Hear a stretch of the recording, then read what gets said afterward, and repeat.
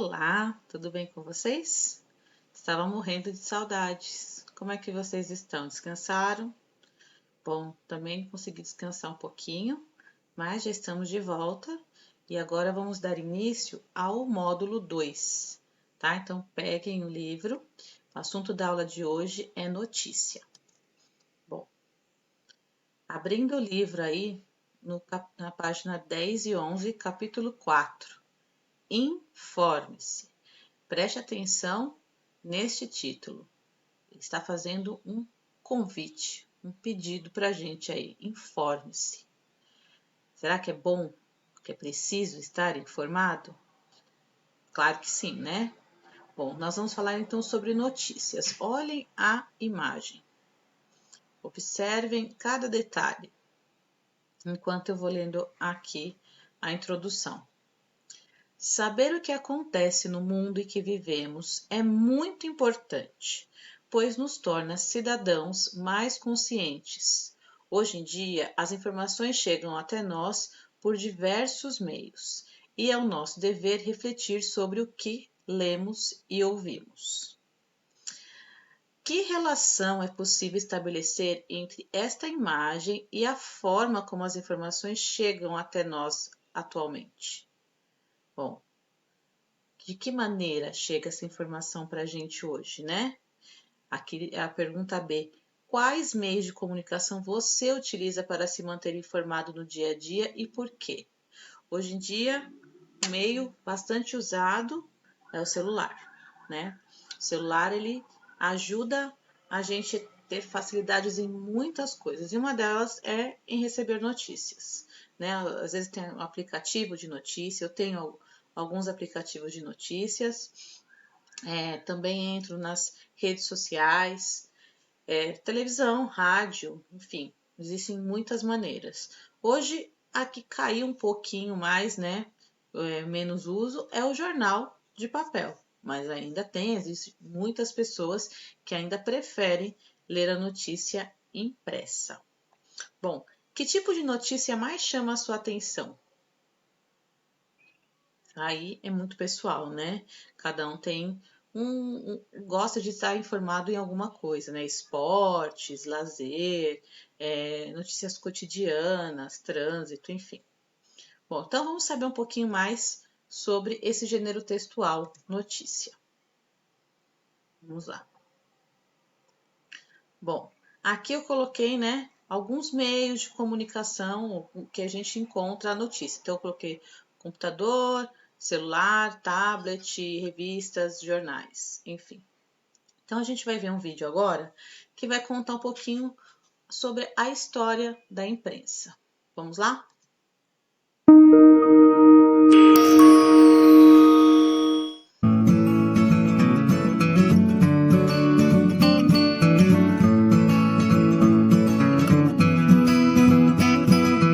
O homem começou a se comunicar por meio de gestos, sons e desenhos, lá na pré-história, no tempo das cavernas.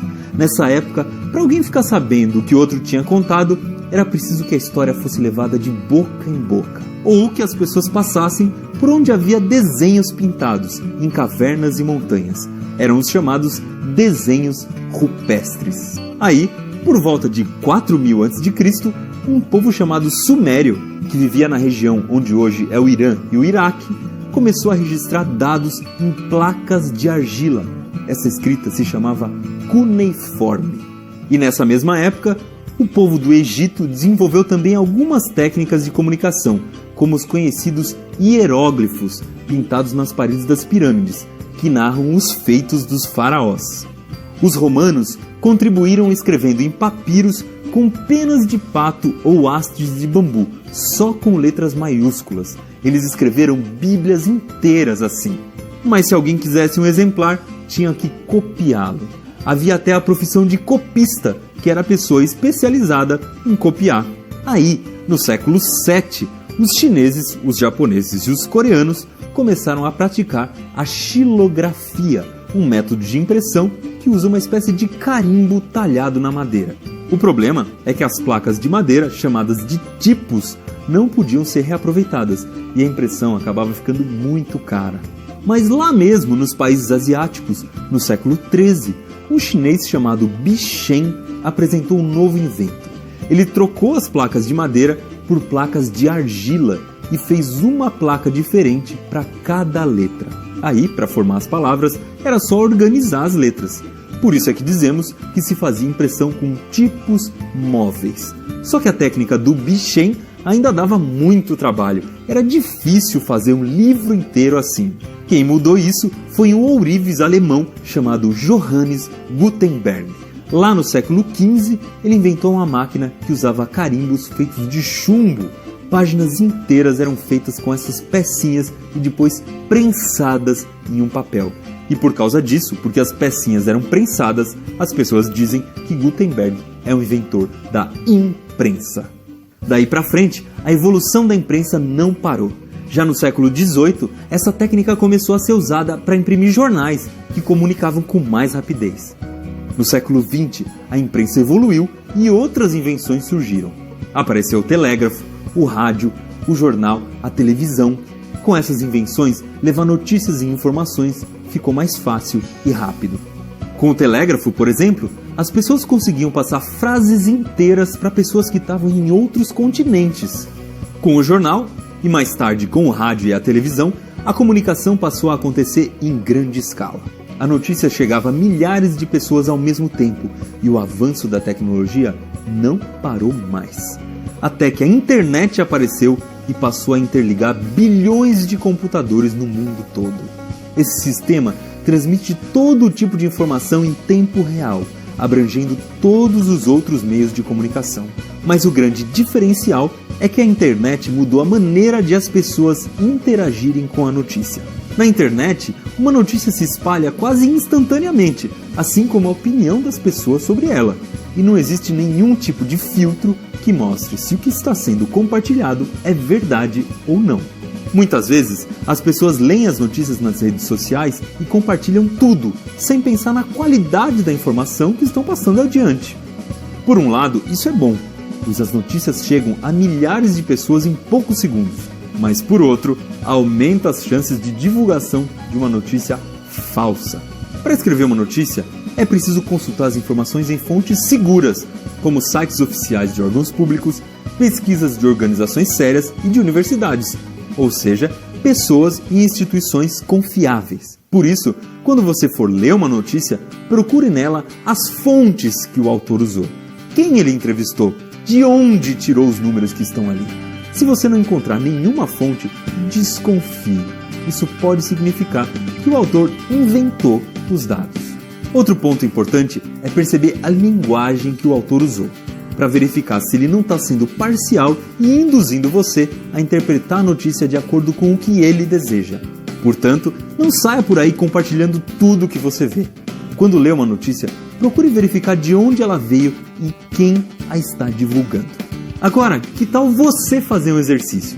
Faça uma busca de notícias em diversos sites da internet e reflita se o que você leu é confiável. Analise quem divulgou a notícia e tente encontrar no texto as fontes de pesquisa. Agora você já sabe.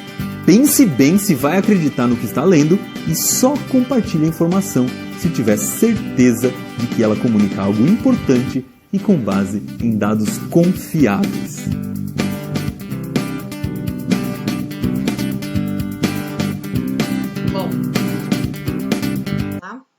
Conheceram essa voz, né? É o Iberê do Manual do Mundo. Gostaram do que ele falou, né? Sobre as notícias, ele contou um pouquinho da história, né? Da imprensa e também falou da importância de vocês analisarem as informações, né?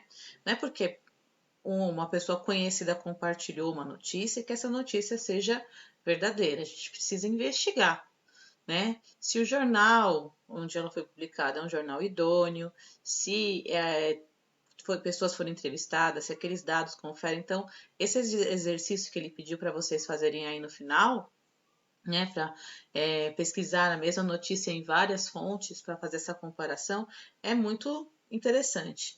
E um grande detalhe, gente, toda vez que vocês verem uma notícia, né, em rede social principalmente, aparece lá a manchete, antes de compartilhar, leia a notícia. tá? Porque uma das maneiras de se transmitir fake news, né, é que eles mudam algumas vezes a manchete. E aí você está compartilhando, às vezes, uma notícia que você nem leu.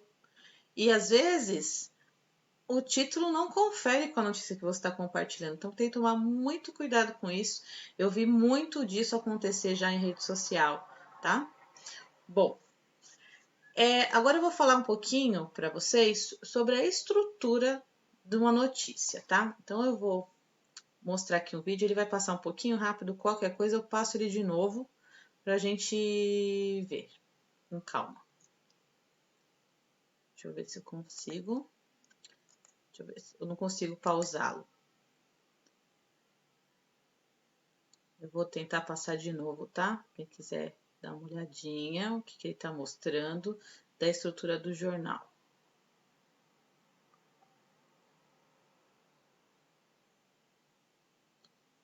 Bom, eu vou voltar e vou passar de novo.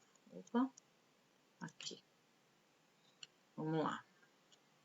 Vou passar de novo e eu vou explicando para vocês com calma. Eu não vou conseguir pausar, tá? Primeiro ele vai mostrar o título da notícia. Vamos lá. Garota de 18 anos cria aparelho capaz de carregar celular em 30 segundos, é notícia. Aí tem o subtítulo, né? O A Linha Fina.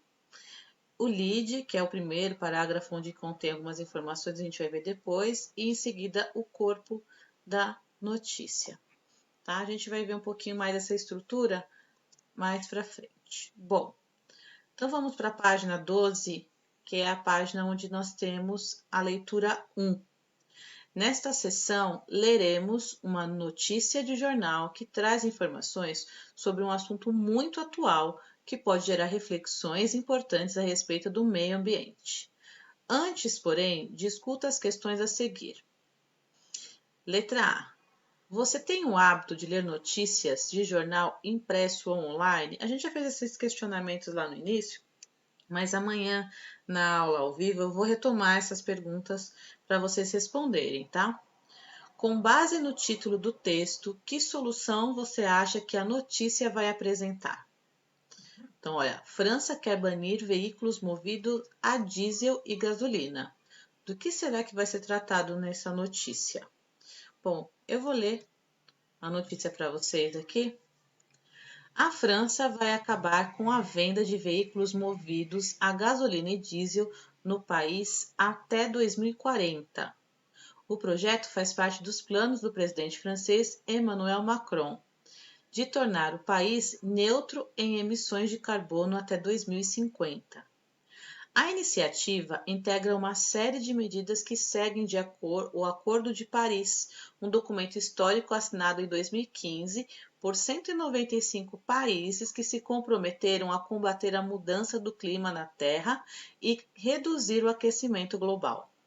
O projeto vai incentivar fabricantes a desenvolver carros movidos a combustíveis com eletricidade e hidrogênio e dar descontos para quem trocar o carro atual por um elétrico.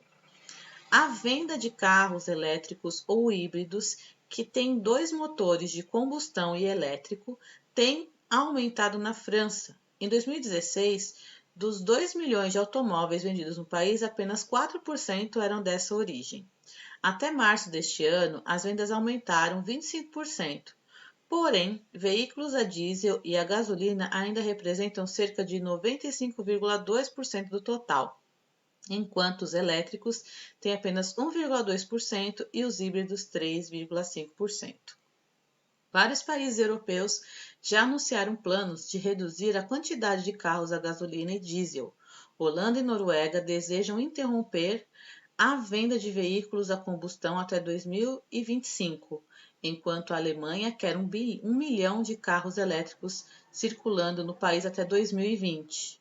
O Reino Unido também anunciou que quer proibir a venda de veículos novos movidos a gasolina ou diesel a partir de 2040 e que pretende tirar todos esses carros das ruas até 2050. Então, carros elétricos em Versalhes, na França, em 2017. Olha só que interessante, porque essa notícia, né, ela é... Eu não consigo ver a data aqui agora, mas ela não é uma notícia recente, acho que é 2017 ou 2018. Tá? Acho que tá aqui a data, é aqui na minha imagem, eu não estou conseguindo ler.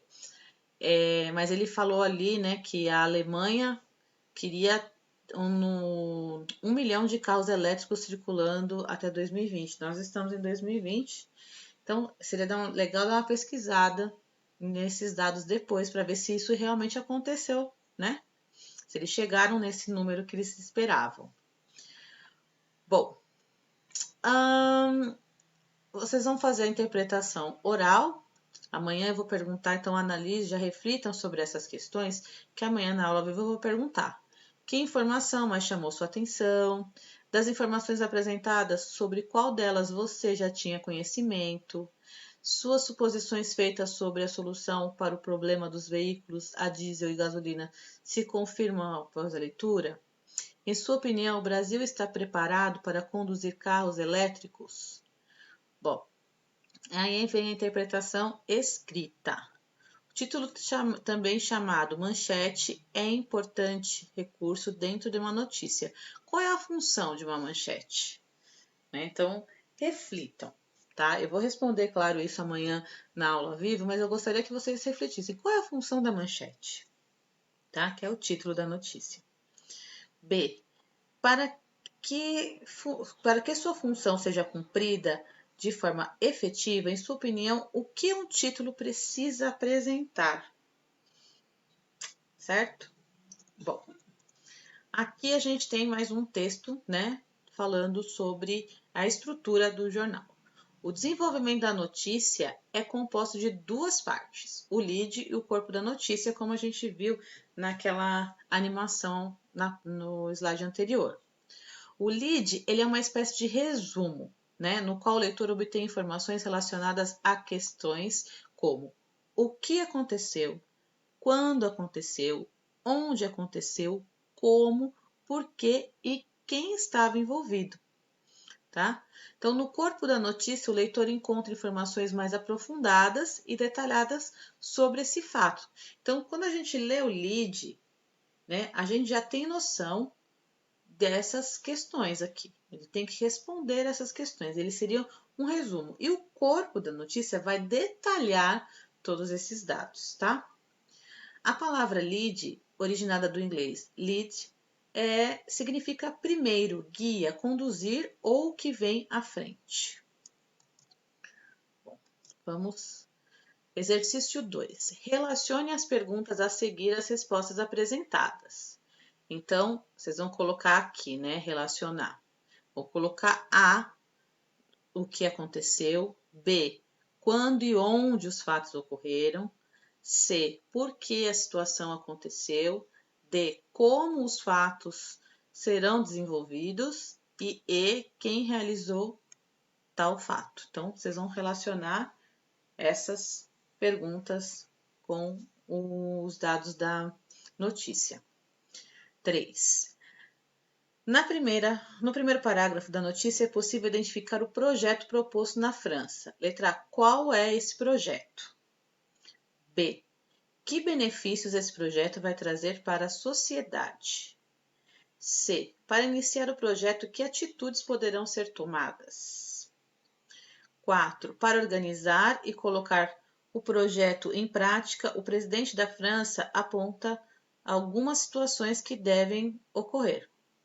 Letra A. Quem deverá participar do desenvolvimento do projeto? B. De que forma acontecerá essa participação? C. Com base na resposta da questão anterior, o que precisa ocorrer para que o projeto realmente aconteça?